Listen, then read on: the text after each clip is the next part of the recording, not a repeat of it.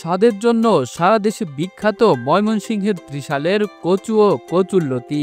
দেশের গণ্ডি ছাড়িয়ে এই কচু আর লতি এখন ঠাঁই করে নিয়েছে বিদেশে ভোজন রসিকদের খাবার প্লেটেও।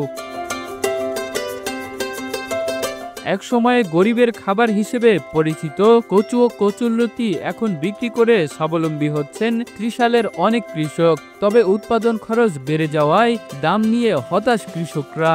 জানা যায় ত্রিশাল উপজেলার প্রায় প্রতিটি ইউনিয়নেই চাষ হচ্ছে কচু ও কচুরলতি।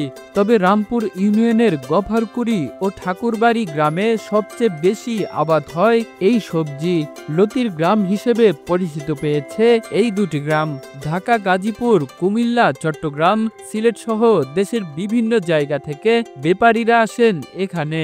ব্যাপারীরা এখান থেকে কচু ও কচুরলতি কিনে ট্রাকে ভরে ঢাকার কারওয়ান বাজার, মিরপুর, মহাখালী কাঁচা বাজার, গাজীপুর, টঙ্গী সহ সারা দেশে নিয়ে যায়। দেশ ছাড়াও বিদেশে এখানকার লতি ব্যাপক চাহিদা থাকায় বিক্রিও হয় প্রচুর।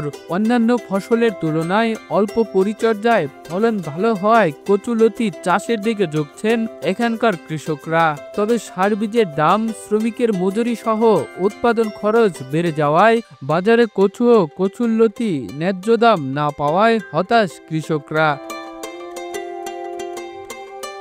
কৃষক হেলাল মিয়া বলেন, কচু ও লতি প্রতি বছরই চাষ করি।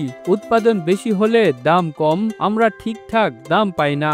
আমাদের কাছ থেকে পাইকাররা কম দামে কিনে নিয়ে তারা ঢাকায় দেশের বিভিন্ন স্থানে নিয়ে বেশি দামে বিক্রি করে। কচু ও লতি কিনতে আসা ব্যবসায়ী আফাসউদ্দিন বলেন, ত্রিশাল থেকে কচুরলতি কিনে নিয়ে ঢাকার কারওয়ান বাজার, মিরপুর, মাওনা চৌরাস্তা নিয়ে বিক্রি করি। এখানের কচু ও লতি ভালো চাহিদা রয়েছে। ঢাকার কাঁচামাল ব্যবসায়ীদের কাছ থেকে শুনেছি এখানের কচু ও লতি বিদেশে পাঠানো হয়, তবে সংরক্ষণ ও পরিবহন খরচ বেড়ে গেছে অনেক। ত্রিশাল উপজেলা কৃষি কর্মকর্তা তানিয়া রহমান বলেন, এবছর ত্রিশালে প্রায় ৩০০ হেক্টর জমিতে কচু ও কচুরলতি আবাদ করা হয়েছে। বাংলাদেশ ছাড়িয়ে এখন বিশ্বের অনেক দেশেই হচ্ছে কচুরলতি যাচ্ছে এবং সেটা ব্যাপক জনপ্রিয়তাও পাচ্ছে। কচুরলতির চাষ সম্প্রসারণে আমাদের স্থানীয় কৃষি বিভাগ খুব ভালোভাবে কাজ করে যাচ্ছে এবং বিভিন্ন ধরনের উপকরণ হচ্ছে এখানে দেওয়া হচ্ছে বিভিন্ন প্রকল্প থেকে। আমাদের একটি প্রকল্প ছিল কন্দাল ফসল উন্নয়ন প্রকল্প, সেখান থেকে আমাদের কচুরলতির চারা, বীজ, সার এবং হচ্ছে আরও অন্যান্য বিষয়েও হচ্ছে উপকরণ দেওয়া হয়েছিল।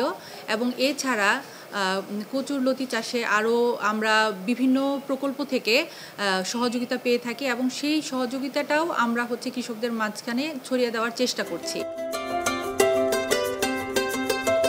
Kamrul Islam, the news Bangladesh, national desk.